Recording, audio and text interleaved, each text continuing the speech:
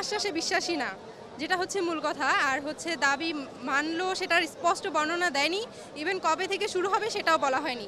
যখন সুস্পষ্টভাবে বলবে বা লিখিত আকারে দিবে তখনই আমরা কেবল মেনে নিব যে তারা আমাদের দাবি মেনে নিয়েছে, বা আমরা এই আন্দোলন থেকে চলে যাব বা আমরা রাজপথ ছাড়ব। এর আগে আমরা ছাড়তে চাই না। আলহামদুলিল্লাহ 3 দিন থেকে আমরা কষ্ট করতেছি, পুলিশের মার খেয়েছি, পাশাপাশি এই যে নির্ঘুম রাতগুলো গেছে এই কংক্রিটের উপর আমরা অনশনেও বসেছিলাম। তো এটা আমাদের জন্য খুবই ভালো লাগতেছে এবং আনন্দের নিউজ, আলহামদুলিল্লাহ খুব ভালো লাগছে।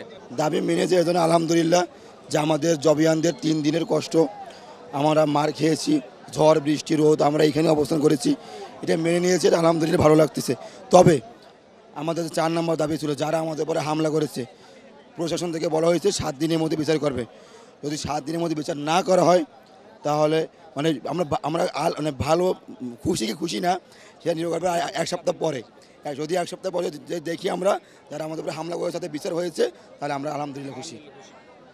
আদৌ কতটুকু মেনে নেওয়া হয়েছে সেটা হচ্ছে আমাদের সময় বলে দেবে। প্রাথমিকভাবে এখন তো অবশ্যই অনুভূতি ভালো, যেহেতু আমরা 3-4টা দিন ধরে দেখতেই পাচ্ছেন কি পরিমাণ কষ্ট করছে ছেলেমেয়েরা। এই যে আমাদের পরীক্ষা অনিশ্চয়তার মধ্যে ফেলে আমরা হচ্ছে এখানে আন্দোলন করছি, আমাদের তো এখানে থাকার কথা ছিল না। হ্যাঁ, এখন অবশ্যই ভালো লাগছে। আশা করব যে আমাদেরকে ভবিষ্যতে আমাদেরকে আর করতে হবে না, এটার জন্য আন্দোলন করতে হবে না।